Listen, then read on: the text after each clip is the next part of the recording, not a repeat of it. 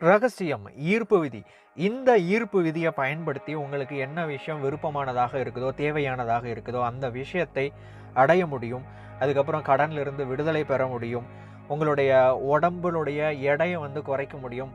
அது மட்டும் இல்லாம பல்வேறு விதமான அற்புதமான விஷயங்களையும் கூட உங்களால அடைய முடியும். ஸோ இந்த ரோண்டா பைரனுடைய சீக்ரெட் 2006, 2007 இந்த வருஷங்கள்ல படம், டாக்குமெண்ட்ரி மூவி இது மூலமாக வெளியாகி புத்தகமாகவும் பின்னாடி அச்சடிக்கப்பட்டது. உலகம் முழுவதும் மிகப்பெரிய வரவேற்பை அடைஞ்சது. மக்களுடைய வாழ்க்கையில் நிறைய மாற்றத்தை ஏற்படுத்தின ஒரு புத்தகம். அதே சமயம் மக்களுடைய மனசில் மிகப்பெரிய ஒரு விழிப்புணர்வையும் ஏற்படுத்தின ஒரு விஷயம்னு பார்த்தீங்கன்னா ரோண்டா பைரனுடைய சீக்ரெட் அப்படின்னு சொல்லலாம். இந்த வீடியோ ஓப்ரா வின்ஃப்ரேவோட ஒரு இன்டர்வியூவில் ரோண்டா பைரன், அதுக்கப்புறம் சீக்ரெட் மூவியில் வந்த சில சீக்ரெட் டீச்சர்ஸ், இவங்களுடைய ஒரு இன்ட்ராக்ஷன், கலந்துரையாடல், அதுக்கப்புறம் கடனில் நான் மாட்டிக்கிட்டு இருக்கிறேன், இதுலேருந்து எனக்கு எப்படி விடுதலை ஆகிறது அப்படின்னு கேள்விகள் கேட்டிருக்கிறாங்க. அதற்கு இந்த சீக்ரெட் டீச்சர்ஸ் என்ன பதில் சொல்கிறாங்க, அட்வைஸ் கொடுக்குறாங்க அப்படிங்கிறதும், என்னுடைய உடம்போட எடையை குறைக்கணும், இது எனக்கு ஒரு பிரச்சனையாக இருக்குது அப்படின்னு சொல்கிற ஒரு பெண்ணுக்கு எகெயின் இவங்க கொடுக்குற அட்வைஸை தான் இந்த வீடியோ கவர் பண்ண போகுது. அது மட்டும் இல்லாமல் இந்த சீக்ரெட் அப்படிங்கிற அந்த கான்செப்டை பற்றி இன்னும் இந்த டீச்சர்ஸ் அவங்களுடைய பாணியில் எக்ஸ்பிளைன் பண்ண போகிறாங்க. அதுவும் இதில் இடம்பெற போகுது. சரி, இப்போ வாங்க வீடியோக்குள்ளே போகலாம். 2004 வருஷம் ரோண்டா பைரனுடைய வாழ்க்கையில் ரொம்பவே கடினமான ஒரு ஆண்டாக இருந்துச்சு. அவங்களுடைய அப்பா இறந்துட்டார். அவங்களுடைய அம்மா பார்த்திங்கன்னா அந்த ஒரு ரொம்ப ஆழமான, ரொம்ப கஷ்டப்பட்டு அந்த மீளா துயரில் ஆழ்ந்துட்டாங்க. இதனால் ரோண்டா பைரனுடைய மைண்ட் செட், அதுக்கப்புறம் அவங்களுடைய வாழ்க்கை, அவங்களுடைய பிஸ்னஸ் எல்லா விதத்திலும் என்னென்னலாம் இருக்கோ அத்தனையில் பார்த்திங்கன்னா மிகப்பெரிய சேலஞ்சஸை ஃபேஸ் பண்ணிகிட்டு இருந்த காலகட்டம் அது. ஸோ அந்த காலகட்டத்தில் ஒரு முறை ரோண்டா பைரனுடைய மகள் கூட பேசும்போது, அம்மா உங்களுக்கு என்னதாம்மா பிரச்சனை அப்படின்னு அவங்க கேட்குறாங்க. அதற்கு என்ன பிரச்சனையா, என்னென்ன எல்லாம் இருக்குதுன்னு சொல்லிட்டு இவங்க பாட்டுக்கு அவங்ககிட்ட இருக்கிற எல்லா விஷயங்களையும் சொல்கிறாங்க. அப்போது அவங்களுடைய மகள் ஒரு புத்தகத்தை இவங்களுக்கு அனுப்பி வைக்கிறாங்க. அந்த புத்தகம் the science of getting rich, செல்வந்தராக்கும் சுலப விஞ்ஞானம் அப்படிங்கிற அந்த புத்தகம். இந்த புத்தகம் 1910 வருஷம் வெளியானுச்சு. அந்த புத்தகத்தை ரோண்டா பைரன் படிக்க ஆரம்பிக்கிறாங்க. அவங்க படிக்க ஆரம்பித்த உடனேயே அவங்களுடைய மனசில் ஏதோ ஒரு தாக்கத்தை அந்த புத்தகம் ஏற்படுத்தி தான் அவங்க படிக்க ஆரம்பிக்கிறாங்க. அந்த ஒவ்வொரு பக்கங்களை திருப்பும்போது அவங்களுடைய கண்ணீர் துளிகள் அந்த புத்தகங்களில் பட்டு நினச்சிட்டு, அப்படி தான் ஒவ்வொரு புத்தகங்களும் அந்த ஒவ்வொரு பேஜுமே பார்த்திங்கன்னா கடந்து போகுது. அந்த புத்தகத்தை முழுசாக அவங்க படித்து முடித்ததுக்கப்புறம் அவங்களுக்கு ஒரு பெரிய ஒரு விஷயம் தெளிவு கிடைக்குது. என்னென்னா, நம்மளுடைய வாழ்க்கையை நம்மால் கட்டுப்படுத்த முடியும், நம்ம கையில் எடுத்துக்க முடியும், நம்ம மாற்றி அமைக்க முடியும் அப்படிங்கிற ஒரு பெரிய ஒரு விஷயம் அவங்களுக்கு கிடைக்குது. இதுக்கப்புறம் நூற்றுக்கணக்கான புத்தகங்களை வச்சு இவங்க படிக்கிறாங்க, அதை வச்சு ரிசர்ச் பண்ணுறாங்க. 100 மணி நேரத்துக்கு மேற்பட்ட ஆடியோஸ் எல்லாம் இவங்க கேட்குறாங்க. அந்த காலகட்டத்தில் யூடியூப்லாம் இல்லை. ஸோ அதனால் நிறையா ஆடியோ சிடிஸ், ஆடியோ ப்ரோக்ராம்ஸ் இதெல்லாம் அவங்க வாங்கி கேட்குறாங்க. அதுக்கப்புறம் பார்த்திங்கன்னா இன்டர்நெட்டுக்குள்ளே போய் தேடுறாங்க. இது எங்கிருந்து வந்துச்சு, யார் கண்டுபிடிச்சாங்க, என்ன மாதிரி விஷயங்கள் அப்படின்னு போகும்போது 3000 4000 வருஷத்துக்கு பழமையான கான்செப்ட் தான் இந்த பிரபஞ்ச விதிகள் அப்படிங்கிறது, இந்த ரகசியம் அப்படிங்கிறது, அதுக்கப்புறம் ஈர்ப்பு விதி அப்படிங்கிற விஷயங்களுடைய உண்மைகள் எல்லாமே இவங்க தெரிய வருது இவங்களுக்கு. ஸோ அதுக்கப்புறம் இந்த விஷயத்தை நாமும் இந்த உலகத்துக்கு தெரியப்படுத்தணும் அப்படிங்கிற ஒரு நோக்கத்தோட இவங்க இதை படமாக எடுக்கிறதுக்காக முடிவு பண்ணுறாங்க. அவங்களுடைய காலகட்டத்தில் சீக்ரெட்டு அல்லது இந்த லா ஆஃப் அட்ராக்ஷன் அப்படிங்கிற பிரபஞ்ச விதிகளுடைய அடிப்படையில் யார் யார் எல்லாமே பேசிகிட்டு இருக்கிறாங்களோ இல்லை டீச் பண்ணிகிட்டு இருக்கிறாங்களோ அவங்களையெல்லாம் சந்தித்து ஒரு டாக்குமெண்ட்ரி படமாக எடுத்தாங்க. அதுக்கப்புறம் த சீக்ரெட் அப்படிங்கிற அதே பேரில் புத்தகத்தையும் வெளியிட்டாங்க. அவங்களுடைய நோக்கம் என்னென்னா, உலகத்தில் இருக்கிற எல்லா மக்களுக்கும் இந்த ரகசியம் அப்படிங்கிற கருத்து போய் சேரணும் அப்படிங்கிறது தான். நம்முடைய வாழ்க்கையில் நம்ம தேர்ந்தெடுக்கிற வாய்ப்புகள் நம்முடைய வாழ்க்கையை தீர்மானிக்குது. அந்த வாய்ப்புகளை நம்ம எப்படி தீர்மானிக்கிறோம்னா நம்மளுடைய எண்ணங்கள் மூலமாக தான். அப்போது நம்ம எண்ணங்களை மாற்றி அமைக்கிறதன் மூலமாக கண்டிப்பாக நம்முடைய வாழ்க்கையும் புரட்டி போட முடியும், மாற்றி அமைக்க முடியும். இதுதான் ரகசியத்தினுடைய அடிப்படையான ஒரு கொள்கை அப்படின்னு சொல்லலாம். ஸோ லைக் அட்ராக்ட்ஸ் லைக் அப்படிங்கிறது தான் வந்து ஈர்ப்பு விதி. ஒற்றவற்றை ஈர்க்கும் அப்படிங்கிறது தான். அதாவது நீங்க நேர்மறையான பாசிட்டிவான மனநிலையோடு, உணர்வுகளோடு, எண்ணங்களோடு இருந்தீங்க. நல்லதே நினைச்சு நல்ல உணர்வுகள வெளிப்படுத்துனீங்கன்னா, நல்ல விஷயங்களை, நல்ல சம்பவங்களை, நல்ல பொருட்களை எல்லாம் உங்கள நோக்கி ஈர்க்க ஆரம்பிப்பீங்க. அதே சமயம் கெட்ட எண்ணங்களும், கெட்ட உணர்வுகளையும் மனசுக்குள்ள வச்சிருந்தீங்கன்னா, கெட்ட விஷயங்கள ஈர்க்க தொடங்குவீங்க. இந்த ஷோல ரோண்டா பைரன தவிர்த்து சீக்ரெட் டீச்சர்ஸ் வந்து பார்த்தீங்கன்னா, சீக்ரெட் படத்துல வந்து அந்த 4 பேர் வந்து வந்திருப்பாங்க. Jack Canfield, Lisa Nichols, James Arthur Ray, அதுக்கப்புறம் வந்து பார்த்தீங்கன்னா, டாக்டர் மைக்கேல் பெக்வொர்த்.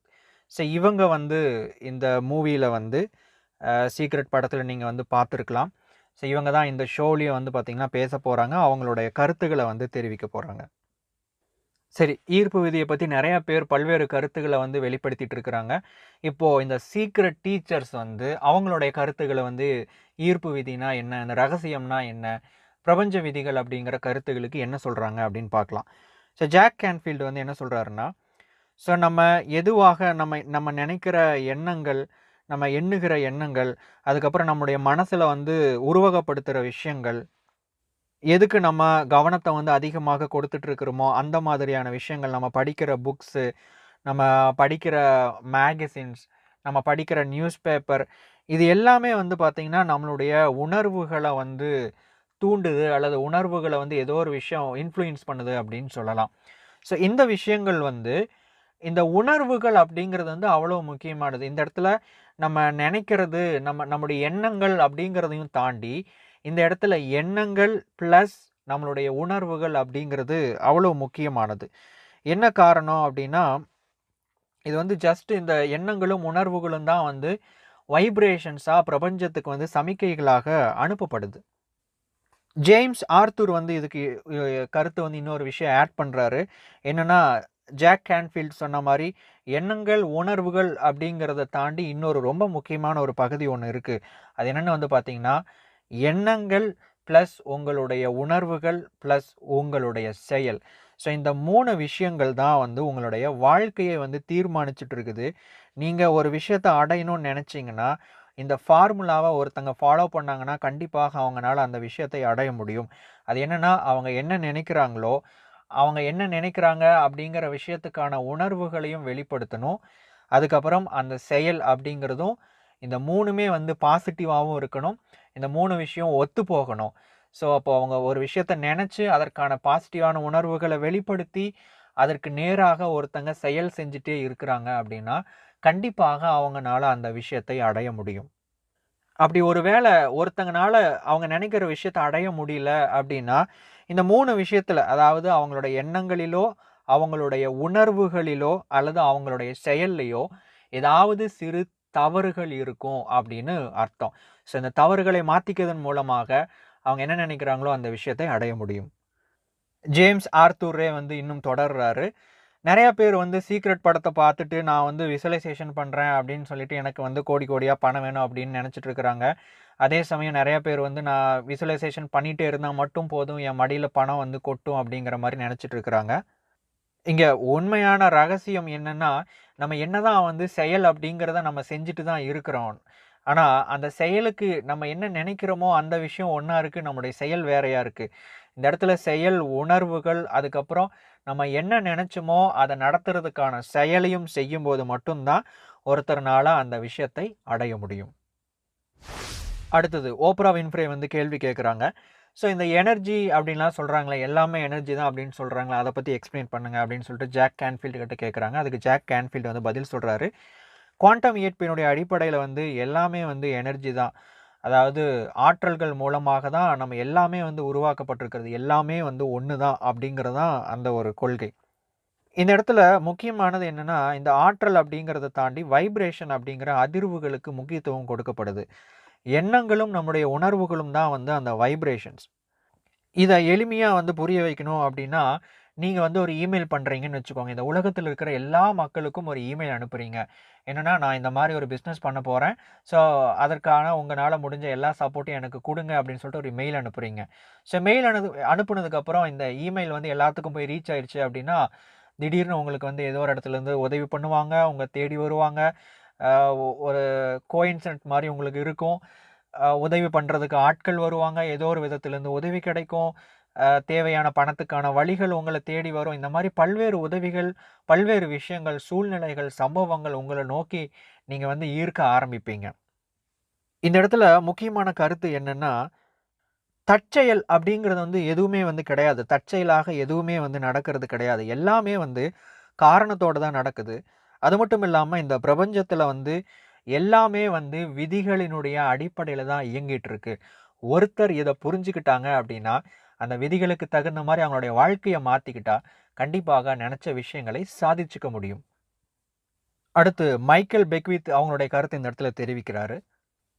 நீங்க என்ன வகையான எண்ணங்களையும், உணர்வுகளையும் கொண்டிருக்கிறீங்களோ, பிரபஞ்சத்தில வந்து பார்த்தீங்கன்னா, அது வந்து ஒண்ணா மேட்ச் ஆகுது. இதுதான் வந்து லைக் அட்ராக்ட்ஸ் லைக் அப்படின்னு சொல்றோம். ஸோ இந்த மாரி மேட்ச் ஆகக்கூடிய அலைவரிசையில என்ன விஷயங்கள் அல்லது பொருட்கள், சூழ்நிலைகள், சம்பவங்கள், மனிதர்கள் இது எல்லாத்தையும் வந்து பிரபஞ்சம் உங்ககிட்ட வந்து கொண்டு வந்து சேர்க்குது. ஸோ இந்த ஒரு விஷயத்த புரிஞ்சுக்கிட்டீங்க அப்படின்னா, நிச்சயமாக உங்களுடைய வாழ்க்கையவே வந்து புரட்டி போட முடியும். உணர்வ பத்தி இந்த இடத்துல பேசும்போது, கண்டிப்பாக மக்களுக்கு வந்து நெறைய நன்மையானவற்றை பெற்றுக்கொள்ளணும் அப்படின்னு விருப்பம் இருக்கும். அதற்கு அவங்க செய்ய வேண்டியது என்னன்னா, நன்றி உணர்தல் அப்படிங்கிற முக்கியமான, மிக உயர்ந்த ஒரு குணத்தையும், ஒரு உணர்வையும் அவங்க வெளிப்படுத்துறது அவசியம். நீங்கள் நன்றி உணர்வை வெளிப்படுத்தும்போது, உங்களுக்கு விருப்பப்பட்ட அநேக புதியவைகளை உங்களை நோக்கி ஈர்க்க தொடங்குவீர்கள். இந்த நன்றி அப்படிங்கிறது வந்து நம்ம ஒருத்தங்க கிட்ட இருந்து அல்லது ஏதாவது ஒரு விஷயத்த நம்ம பெற்றுக்கொண்டதுக்கு அப்புறம் தான் நம்ம நன்றின்னு சொல்லி திரும்ப அந்த உணர்வு மூலமா வெளிப்படுத்துவோம். ஆனா, இந்த இடத்துல நான் ஒவ்வொரு நாளும் நன்றி உணர்வ நான் வெளிப்படுத்திட்டு இருக்கும்போது, நான் ஒவ்வொரு நாளும் பெற்றுக்கொண்டிருக்கிறேன் அப்படிங்கிற ஒரு உணர்வ நான் பிரபஞ்சத்துக்கு மெசேஜா அனுப்பிட்டு இருக்கிறது மூலமாக, நான் வந்து அதிகமாக பெற்றுக்கொள்ளக்கூடிய தன்மைய நான் வந்து உருவாக்கிட்டே இருக்கிறேன். அதனால நான் அதிகமான நன்மையானவற்றை என்னுடைய வாழ்க்கையில நான் வந்து ஈர்த்துக்கிட்டே இருக்கிறேன். ஈர்க்க தொடங்கிட்டே இருக்கிறேன். அதுக்கப்புறம் லிசா வந்து கன்டின்யூ பண்றாங்க. நமக்கு ஏதாவது ஒரு விஷயம் நெகட்டிவா கெட்ட ஒரு விஷயம் சம்பவம் நடந்துருச்சு அப்டின்னா, நம்மளுடைய கவனம் முழுவதுமே வந்து அந்த பர்ட்டிகுலர் விஷயத்துக்குள்ளேயே தான் இருக்கும். அந்த நெகட்டிவான விஷயத்துக்குள்ளேயே தான் இருக்கு. இப்டி நடந்துருச்சு, அப்டி நடந்துருச்சு அப்டின்னு சொல்லிட்டு. இத நீங்க தெளிவா புரிஞ்சுக்கணும்னா, எல்லா விஷயத்தையும் நம்ம ஒரு வகையில உருவாக்கிட்டு இருக்கிறோம் அப்டிங்கிறதும் அர்த்தம். நமக்கு நீங்க ஒரு ஹோட்டலுக்கு போறதாக கற்பனை பண்ணிக்கோங்க. அந்த ஹோட்டல்ல போயிட்டு, உங்களுக்கு என்ன வேணும் அப்படின்னு கேட்ட உடனே நீங்க ஆர்டர் பண்ணுவீங்க. நீங்க என்ன ஆர்டர் பண்றீங்களோ அந்த விஷயத்த அவங்க வந்து கொண்டுட்டு வந்து சர்வ் பண்ணுவாங்க. இதே மாரி தான் பிரபஞ்சத்திலயும் ஒரு நெகட்டிவான விஷயம் உங்களுக்கு நீங்க வருது அப்படின்னா, நீங்க தான் அத ஆர்டர் பண்றீங்க. எனக்கு இந்த மாரி ஒரு கஷ்டம் வந்துருச்சு அப்படின்னா, அத நீங்க தான் ஆர்டர் பண்ணியிருக்கிறீங்க. இந்த மாரி எனக்கு ஒரு தப்பான ஒரு விஷயம் நடக்குதுன்னா, அத நீங்க தான் வந்து ஆர்டர் பண்ணிட்டு இருக்கிறீங்க. இந்த ஒரு விஷயத்த புரிஞ்சுக்கணும். எப்படி அந்த அலாவுதீன் அற்புத விளக்கு கதையில வந்து நீங்க என்னெல்லாம் கேட்கிறீங்களோ, அதையெல்லாம் அந்த அற்புத விளக்குல இருக்க அந்த பூதம் வந்து கொடுக்குதோ, அதே மாரி தான் பிரபஞ்சம் அப்படிங்கிறது வந்து நம்மளுடைய எண்ணங்கள், நம்முடைய உணர்வுகள், நம்முடைய செயல்களுக்கு தகுந்த மாதிரி நமக்கு திரும்ப கொடுத்துக்கிட்டே இருக்கு. ஓப்ரா வின்ஃப்ரே இந்த இடத்துல குறுக்கிட்டு, சரி அது வந்து உண்மதான். ஆனா நெறையா பேர் வந்து அவங்களுக்கு தெரியாமயே வந்து கெட்ட விஷயங்கள தன்னை நோக்கி ஈர்த்துக்கிட்டே இருக்கிறாங்க. தெரியாமயே ஆர்டர் பண்ணிட்டு இருக்கிறாங்க. எனக்கு அது வேணும், இது வேணும்னு சொல்லிட்டு. இத பத்தி கொஞ்சம் விளக்குங்க அப்படின்னு சொல்லி கேள்வி கேட்கறாங்க. அதற்கு மைக்கேல் வந்து தன்னுடைய கருத்த வந்து தெரியப்படுத்துறாரு. மக்கள் வந்து எனக்கு இந்த மாரி ஒரு கெட்டது நடக்கணும் அப்படின்னு சொல்லிட்டு நெனச்சுட்டு யாருமே இருக்கிறதெல்லாம் கிடையாது. அந்த மாரி ஒரு கெட்ட சம்பவத்த மனசுக்குள்ள அதிகமா நெனைக்கிறதும் கிடையாது. ஆனா, அவங்களுக்குள்ள வந்து கெட்ட உணர்வுகளான பொறாமை, கோபம் இந்த மாதிரி வந்து ரொம்ப கவலைப்படுறது, இந்த மாரி நெறைய விஷயங்கள அவங்களுடைய மனசுல வந்து வச்சுக்கிட்டு சுத்திட்டு இருக்கிறாங்க. இந்த உணர்வு நிலைகள் தான் வந்து அவங்களுக்கே தெரியாம கெட்ட சூழ்நிலைகளையும், சம்பவங்களையும் திரும்ப அவங்கள நோக்கி ஈர்க்க ஆரம்பிக்குது. சில நேரத்துல நெறையா ஏதோ ஒரு மனிதர்கள் பல்வேறு விஷயங்களையும் நம்மை நோக்கி ஈர்க்கிறதுக்கு காரணமே நம்மளுடைய எண்ணங்களும், இந்த உணர்வுகளும் தான். அது மட்டும் இல்லாம, இது வந்து ஒரு மனிதனுடைய ஆன்மீகத்திற்கு மிகப்பெரிய ஒரு தடையை வந்து உருவாக்கிட்டு இருக்கு. இந்த இடத்துல ஓப்ரா வின்ஃப்ரே வந்து குறுக்கிட்டு, சரி நீங்க இந்த ஏதோ ஆன்மீகம்னு ஏதோ சொன்னீங்க பார்த்தீங்களா, அத பத்தி சொல்லுங்க அப்படின்னு கேட்கறாங்க. அதுக்கு திரும்ப மைக்கேல் வந்து தன்னுடைய கருத்த வந்து தொடர்றாரு. இந்த ஆன்மீகம் அப்படிங்கிறது நம்ம எல்லாருமே வந்து ஆன்மாக்கள் தான். அப்போ நம்ம எல்லாத்துக்குள்ளேயும் ஆன்மீகம் அப்படிங்கிற ஒரு தேடல் வந்து கண்டிப்பாக இருக்கு. இதனுடைய கருத்து என்னன்னா, நம்ம நிறைய விஷயங்கள் மேலே ஆசைப்படுறோம், விருப்பப்படுறோம், இந்த உலகத்தில் நம்ம வாழ்ந்துட்டு இருக்கிறோம். ஆனால் இது எல்லாம் தாண்டி மிகப்பெரிய ஒரு டெவலப்மெண்ட் அப்படின்னு ஒன்று இருக்குது.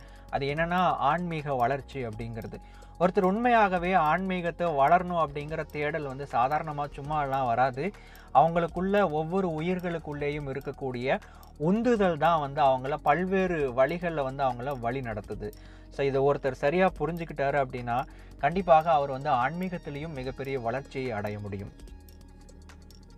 இப்போ ஓப்ரா வந்து திரும்ப அவங்க கருத்தை தெரிவிக்கிறாங்க. இதை பார்த்துட்டு இருக்கிற உங்களுக்கு வந்து நீங்கள் நினைக்கலாம், என்னுடைய பிரச்சனைக்கு எப்படி இதன் மூலமாக, சீக்ரெட் மூலமாக அல்லது ஈர்ப்பு விதியின் மூலமாக, பிரபஞ்ச விதியின் மூலமாக தீர்வை வந்து கொண்டு வர்றது, இதுக்கான தீர்வு ஏதாச்சும் இருக்கா அப்படின்னு உங்களுக்குள்ள ஏதாவது ஒரு கேள்விகள் இருக்கலாம். இப்போ நம்ம வந்து ரயன் பெல்லோட கதை வந்து பார்க்கலாம். ரயன் பெல் வந்து பார்த்தீங்கன்னா விவாகரத்தான ஒரு பெண், அது மட்டும் இல்லாமல் ஒரு சின்ன பொன் குழந்தைக்கு அம்மாவும். ஸோ இவங்க வந்து மிகப்பெரிய கடனில் வந்து இவங்க மாட்டிகிட்டு இருக்கிறாங்க. இவங்களுடைய கடன் வந்து கிட்டத்தட்ட 15 லட்சம் ரூபாய்க்கான கடன் வந்து பட்டிருக்கிறாங்க. இவங்க காலேஜ் படிக்கும்போது அவங்களுடைய வாழ்க்கை வந்து நல்லா தான் இருந்திருக்குது. அதுக்கப்புறம் வந்து இவங்களுக்கு வந்து கல்யாணமும் ஆகுது.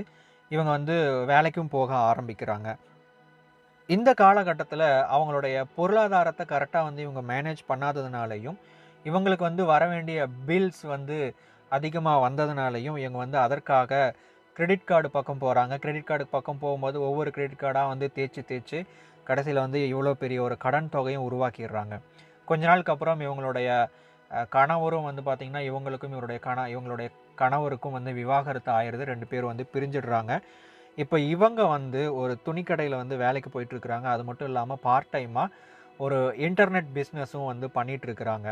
ஸோ இந்த நிலைமையில் எப்படி வந்து இந்த கடனில் இருந்து ஒருத்தங்க வெளியே வர்றது அப்படிங்கிற கருத்துக்களை வந்து நம்ம சீக்ரெட் எக்ஸ்போர்ட்ஸ் கிட்ட வந்து கேட்கலாம்.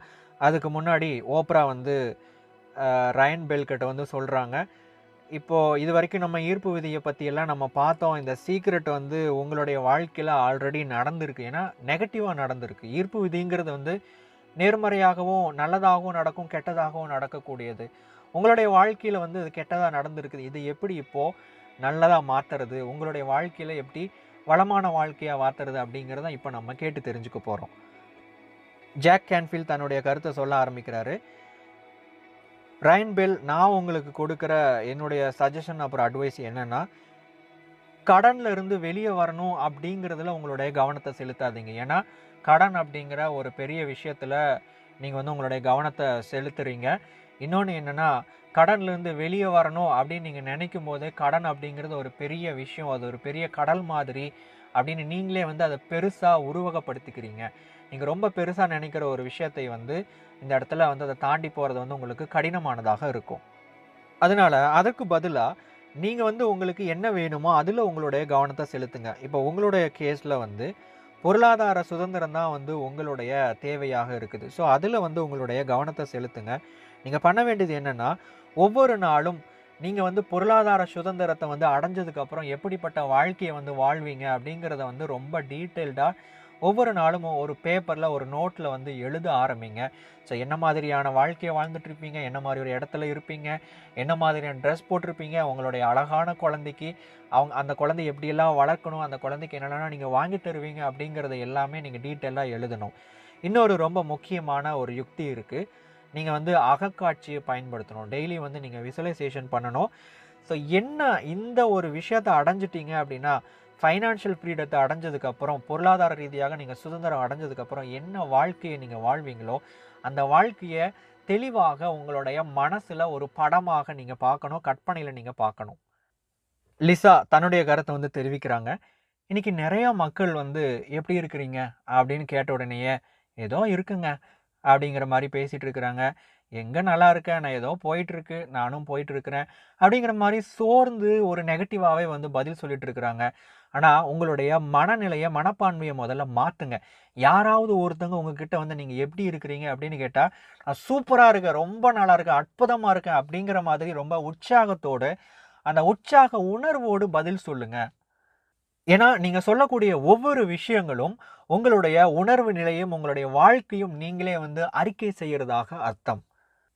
இப்போ ஆர்த்தர் தன்னுடைய கருத்தை வந்து தெரிவிக்கிறாரு. ரியன், உங்களுடைய நிலைமை எனக்கு நல்லாவே புரியுது. ஏன்னா, இந்த நிலைமைய நானுமே வந்து அனுபவிச்சிருக்கிறேன். ஒரு காலகட்டத்தில வந்து பார்த்தீங்கன்னா, 2 தடவ பேங்க் வந்து எனக்கு நோட்டீஸ் குடுத்துருக்கிறாங்க. அந்த அளவுக்கு நான் பெர்ஃபார்ம் பண்ணியிருக்கிறேன். இந்த இடத்துல இவங்க சொன்னத தாண்டி ரொம்ப முக்கியமான ஒரு விஷயத்த நான் உங்களுக்கு சொல்லணும்னு நெனைக்கிறேன். நீங்க பண்ண வேண்டியது என்னன்னா, ஒரு சேமிப்பு திட்டத்தில ஏதாவது ஒரு சேமிப்பு திட்டத்தில நீங்க வந்து முதலீடு பண்றதுக்கு, சேமிக்கிறதுக்கான வாய்ப்புகள நீங்க வந்து தொடங்கணும். அதுக்கப்புறம் உங்களுடைய கவனத்தை முழுவதுமே வந்து பார்த்தீங்கன்னா, பொருளாதார சுதந்திரத்தில உங்களுடைய முழு கவனத்தையும் குவிச்சு, அந்த பொருளாதார சுதந்திரத்த அனுபவிக்கிறதுக்கும், அடையறதுக்கும் நீங்க வந்து ஒவ்வொரு நாளும் நீங்க செயல் செய்ய ஆரம்பிக்கணும். நீங்க பொருளாதார சுதந்திரத்த பத்தி நினைக்கணும், பொருளாதார சுதந்திரத்த பத்தி சிந்திக்கணும், பொருளாதார சுதந்திரத்தை அடையறதுக்கான செயல்கள்லயும், முயற்சிகள்லயும் நீங்க ஒவ்வொரு நாளும் ஈடுபட்டுக்கிட்டே இருக்கணும். உங்களுக்கு எது சிறந்த ஒரு சேமிப்பு திட்டம் அப்படின்னு படுதோ, அந்த ஒரு சேமிப்பு திட்டத்துல ஒவ்வொரு மாதமும் உங்கனால எவ்வளோ முடியுமோ அந்த ஒரு பணத்த தனியா எடுத்து வச்சு, அத வந்து சேமிக்கிறதுக்கான வழிகள்ல வந்து ஈடுபடுங்க. இதுல எந்த விதமான எக்ஸ்கியூஸும் வந்து கொடுக்காதீங்க. ஏன்னா, நீங்க வந்து உங்கனால இப்போதைக்கு எந்த அளவுல இருக்கிறீங்களோ, அந்த அளவுல இருந்து நீங்க ஆரம்பிக்கணும். இதற்கு நீங்க பண்ண வேண்டியது எல்லாமே ஒரே ஒரு விஷயம் தான். உங்களுடைய பொருளாதார சுதந்திரத்தை அடையறதுக்கு நீங்க இன்னைக்கே முடிவெடுங்க. நான் சொன்ன அத்தன விஷயங்களையும் நீங்க வந்து ஃபாலோ பண்ணுங்க. ஏன்னா, உங்களுடைய கவனம் எங்கு செல்கிறதோ, ஆற்றல் அங்கு செல்கிறது. அந்த விஷயம் வந்து அதிகரிக்கும் அப்படிங்கிறத நினைவில் வச்சுக்கோங்க. இப்போ மைக்கேல் தன்னுடைய அட்வைஸ் வந்து சொல்றாங்க. இவங்க சொன்ன கருத்துக்கள் எல்லாமே வந்து சரி. ஆனா, இந்த கருத்துக்கள எல்லாம் நீங்க வந்து ஃபாலோ பண்ணணும் அப்டின்னா, இவங்க சொல்ற மாரி நீங்க நெனைக்கணும், உணர்வுகள வெளிப்படுத்தணும், விசுவலைசேஷன் கற்பனையில காட்சிப்படுத்தணும். அதுக்கப்புறம் வந்து நீங்க டீட்டெயிலா எழுதணும், நீங்க சேமிக்கணும், செயல்படணும். இது எல்லாமே நீங்க பண்றதுக்கு முன்னாடி முதல்ல முக்கியமானது, உங்களுடைய நெகட்டிவான உணர்வுகள்ல இருந்து நீங்க வந்து விடுதலை ஆகணும். நீங்க சொல்லியிருந்தீங்க, உங்களுடைய கணவருக்கும் உங்களுக்கும் வந்து விவாகரத்து ஆயிருச்சு அப்படின்னு சொல்லிட்டு. கண்டிப்பாக உங்களுடைய கணவர் மேல உங்களுக்கு ஒரு கோவமெல்லாம் இருக்கும். முதல்ல நீங்க பண்ண வேண்டியது என்னன்னா, அவர வந்து நீங்க மன்னிக்கிறதுக்கான முயற்சியில ஈடுபடுங்க. ஏன்னா, நமக்குள்ள ஒரு கெட்ட விஷயத்த, கெட்ட உணர்வ வச்சுக்கிட்டு, நம்ம பாசிட்டிவான ஒரு விஷயங்கள வந்து எதிர்பார்க்க முடியாது. இப்ப நீங்க பண்ண வேண்டியது ரொம்ப முக்கியமானது. உங்களுக்கு யாரெல்லாம் வந்து தீங்கு செஞ்சிருக்கிறாங்களோ, அவங்கள எல்லாத்தையும் முதல்ல மன்னிச்சிருங்க. அவங்களுக்கு எதிரான குரோதம், வன்மம், பகை இந்த மாதிரி எந்த ஒரு உணர்ச்சிகளையும், பழிவாங்கக்கூடிய உணர்ச்சிகளையும் உங்களுடைய மனசுல வச்சுக்காதீங்க. உங்களுடைய மனச முதல்ல தூய்மையாக மாத்துங்க. அதற்கு நீங்க செய்ய வேண்டியது எல்லாம், அவங்கள உங்களுடைய மனசார மன்னிச்சிருங்க. அவங்களுடைய உருவத்த கற்பனை பண்ணிட்டு, உண்மையாகவே உணர்ந்து அவங்களுக்கு மன்னிச்சிருங்க. அத விட ரொம்ப முக்கியமானது, உங்கள நீங்க முதல்ல மன்னிக்கணும். ஏன்னா, உங்களுக்குள்ள ஒரு குற்ற உணர்வையும் நீங்க வந்து வச்சுட்டு இருக்கக்கூடாது. எல்லாத்துலருந்தும் நீங்க வந்து விடுதலை அடையணும், ரிலீஸ் ஆகணும். ஸோ எல்லாத்தையுமே வந்து மன்னிச்சிருங்க. மன்னிப்பு அப்படிங்கிற மிகப்பெரிய ஒரு சக்தியின் மூலமாக இந்த எல்லா நெகட்டிவான உணர்வுகளுக்கும் வந்து பார்த்தீங்கன்னா, நிரந்தரமான ஒரு தீர்வை உருவாக்க முடியும். அது மட்டும் இல்லாம, நம்முடைய வாழ்க்கையில நடந்த எல்லா கெட்ட அனுபவங்களும், எல்லா கெட்ட விஷயங்களும் நமக்கு ஒரு நல்ல பாடம். இந்த வாழ்க்கை நமக்கு கத்துக் குடுக்கிற ஒரு பாடம். அதனால நீங்க வந்து கண்டிப்பாக அதற்கு நன்றியும் கூட நீங்க தெரிவிக்கணும்.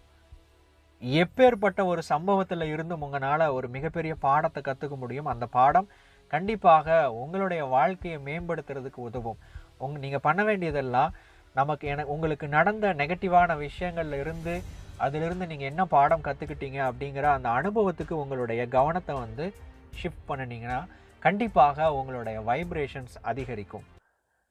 இப்போ ஒரு சுவாரஸ்யமான ஒரு கதையும் பார்த்துரலாம். சீக்ரெட் படத்த பயன்படுத்தி 2 தம்பதிகள் வந்து அவங்களுடைய சுவாரஸ்யமற்ற திருமண வாழ்க்கையை மிகவும் சுவாரஸ்யம் மிகுந்ததாக மாத்தியிருக்கிறாங்க. கார்ட்டல் மற்றும் பீவர்லி அப்படிங்கிற 2 தம்பதிகள் கிட்டத்தட்ட 16 வருஷங்களா வந்து அவங்க திருமண உறவுல இருக்கிறாங்க. ஆனா, கொஞ்சம் வருஷத்துக்கு அப்புறம் அவங்களுடைய உறவுல ஏதோ ஒரு விரிசல் ஏற்பட்டதாக அவங்க வந்து ஃபீல் பண்றாங்க. ஒரு நெருக்கம், ஒரு இணக்கம், அன்பு ஆரம்பத்துல அவங்க எப்படி இருந்தாங்களோ, அந்த உணர்வுகள் எதுவுமே இல்லாத ஒரு வெறுமையான பாலைவனம் போன்ற ஒரு உணர்வ தான் வந்து ஒவ்வொரு நாளும் வாழ ஆரம்பிச்சாங்க. இவங்க வந்து சொல்றாங்க, என்னன்னா, நாங்க வந்து எப்படி ஒரு ஹாஸ்டல்ல வந்து ரூம வந்து ஷேர் பண்ணி தங்கியிருப்பாங்களோ, அந்த மாரி தான் நாங்க ஒவ்வொரு நாளும் வாழ்ந்துட்டு இருந்தோம். அப்படின்னு அவங்களுடைய அனுபவத்த வந்து ஷேர் பண்ணாங்க. இந்த டைம்ல வந்து இவங்க வந்து இந்த ஒய்ஃப் வந்து பார்த்தீங்கன்னா, ரொம்ப நெகட்டிவா ச்சே என்னுடைய என்னுடைய கணவர் வந்து என்ன ரொம்ப விரும்புறதெல்லாம் கிடையாது. அவருக்கு என் மேல வந்து ஆசையே கிடையாது. இவர் வந்து அ இவர் பாட்டுக்கு போயிட்டுருக்காரு. என்ன வந்து கண்டுக்கிறது இல்ல அப்படிங்கிற மாரி நெகட்டிவாவே அதிகமான தனக்குள்ள வந்து சுய பேச்சின் மூலமாக தனக்குள்ளேயே பேசிக்கிட்டே வந்து போயிட்டே இருந்திருக்கிறாங்க. இதுக்கப்புறம் இது அப்படியே தொடரும்போது ஒரு கட்டத்தில வந்து சீக்ரெட் அப்படிங்கிற டிவிடி வந்து இவங்களுக்கு கிடைக்குது. அந்த சீக்ரெட் படத்த வந்து பார்க்குறாங்க. அந்த சீக்ரெட் படத்த பார்த்து முடிச்ச உடனேயே அவங்க தலையில ஒரு பல்ப் எரியுது. என்னன்னா, ஆஹா! நம்ம முக்கியமான விஷயங்கள வந்து நம்ம மிஸ் பண்ணிட்டோமே அப்படின்னு சொல்லிட்டு. ஸோ, அதுக்கப்புறம் உடனேயே இவங்க வந்து ஒரு பெரிய மாற்றத்த வந்து கொண்டுட்டு வர்றாங்க. இவங்க பார்க்குற விஷயங்களுடைய நோக்கத்த, கண்ணோட்டத்த வந்து மாத்துறாங்க. அதுக்கப்புறம் இவங்களுடைய வாழ்க்கையில பெரிய மாற்றம் ஏற்படுது. என்னன்னா, இவங்களுடைய ஹஸ்பண்ட் வந்து ஒவ்வொரு நாளும் இவங்க நெகட்டிவாவே வந்து ஒரு ஒரு உணர்வோடும், ஏக்க பெருமூச்சோடுமே வந்து பார்த்துட்டு இருந்துக்கிறாங்க. இதுக்கப்புறம் என்னாச்சுன்னா, அவருடைய ஹஸ்பண்ட வந்து பார்க்கும்போது, நல்ல ஒரு உணர்வ வந்து வெளிப்படுத்த ஆரம்பிச்சிருக்கிறாங்க. அதுக்கப்புறம் இந்த சீக்ரெட் படத்த அவங்களுடைய ஹஸ்பண்டுக்கும் வந்து போட்டு காமிச்சிருக்கிறாங்க. 2 பேரும் பார்த்துட்டு, இந்த சில விஷயங்கள புரிஞ்சுகிட்டதுக்கு அப்புறம் திரும்ப வந்து அவங்களுடைய உறவு வந்து ஒண்ணாக இணைஞ்சதா ஒரு ஸ்டோரிய வந்து இவங்க ஷேர் பண்ணாங்க. இந்த மாரி உங்களுடைய வாழ்க்கையிலும் கூட நடக்கலாம். நீங்க பண்ண வேண்டியதெல்லாம் நீங்க பார்க்குற கண்ணோட்டத்தையும், அந்த பார்வை கோணத்தையும் நீங்க வந்து மாத்தி பார்க்கணும். பிரச்சனைகள், தவறுகள் அல்லது நெறைய பேர் செஞ்சுட்டு இருக்கிற நெகட்டிவான விஷயங்கள்ல இருந்து பாசிட்டிவான விஷயத்துக்கு உங்களுடைய பார்வை கோணத்த மாத்திக்கிட்டீங்க அப்டின்னா, கண்டிப்பாக உங்களுடைய வாழ்க்கையிலயும் நெறையா பூக்கள் வந்து மலர்வதை உங்கனால பார்க்க முடியும். இந்த நிலைமையில அடுத்ததா இன்னொருத்தங்க வந்து ஒரு கேள்வி கேட்குறாங்க. என்னன்னா, நான் வந்து 14 வருஷமா ஒரு பிரச்சனையால அவஸ்தைப்பட்டுட்டு இருக்கிறேன். எனக்கு வந்து உடம்பு எடை வந்து அதிகமா இருக்கு. ஸோ இவங்க சொல்ற மாரி ஓகே நான் அந்த சீக்ரெட் படம் எல்லாமே நான் பார்த்துட்டேன். எனக்கும் வந்து பல்ப் எல்லாம் எரிஞ்சுது. ஆனா என்னன்னா, ரொம்ப நேரம் அந்த பல்ப என்னால எரிய வைக்க முடியல. அ என்னன்னா, நான் என்ன சொல்ல வரேன்னா, ரொம்ப நேரம் அந்த உணர்வு நிலையில என்ன பத்தி நான் வந்து பாசிட்டிவாவே என்னால வந்து நினைக்க முடியல. இப்ப நான் என்ன பண்ணணும்? நான் வந்து என்னுடைய உடம்ப குறைக்கணும்னா, நான் அதுக்காக என்ன மாரி முயற்சிகள் ஈடுபடணும்? நான் வந்து இதுக்காக டயட் கூட ஃபாலோ பண்ணிட்டு இருக்கிறேன். ஆனாலும் எந்த ஒரு பெனிஃபிட்டுமே இல்ல. இந்த கேள்விக்கு வந்து ஆர்தர் வந்து பதில் சொல்றாரு. நீங்க கேட்கிற கேள்வியும், உங்களுடைய நிலைமையும் வந்து எனக்கு நல்லாவே புரியுது. இந்த இடத்துல வந்து உங்களுடைய எகெயின் பார்வை கோணத்த தான் வந்து நீங்க வந்து மாத்தணும். அதாவது உங்களுடைய உடம்போட எடைய குறைக்கிறது அப்படிங்கிறத விட்டுட்டு, இப்போ இந்த பிரச்சனைய விட்டுருங்க. இப்ப நீங்க ஆரோக்கியமா தான இருக்கிறீங்க. உங்களுடைய உடம்பு ரீதியா நீங்க ஆரோக்கியமா தான இருக்கிறீங்க. ஆமா, நான் ஆரோக்கியமா தான் இருக்கிறேன். ஸோ நீங்க வந்து ஆரோக்கியமாக இருக்கிறதுக்கு முதல்ல ஒவ்வொரு நாளும் பிரபஞ்சத்துக்கு வந்து நன்றி சொல்ல ஆரம்பிங்க. உங்க ஆரோக்கியமான உடம்புக்கு, உங்க ஆரோக்கியமான மனசுக்கு, உங்களுடைய ஆரோக்கியமான குடும்பத்துக்கு வந்து ஒவ்வொரு நாளும் நீங்க வந்து நன்றி சொல்ல ஆரம்பிங்க. அடுத்த முக்கியமான ஒரு விஷயம் என்னன்னா, நீங்க வந்து என்னுடைய உடம்ப குறைக்கணும் அப்படிங்கிறத விட்டுட்டு, ஆரோக்கியமாக இருக்கணும் அப்படிங்கிறதுல உங்களுடைய முழு கவனத்த கொண்டு போங்க.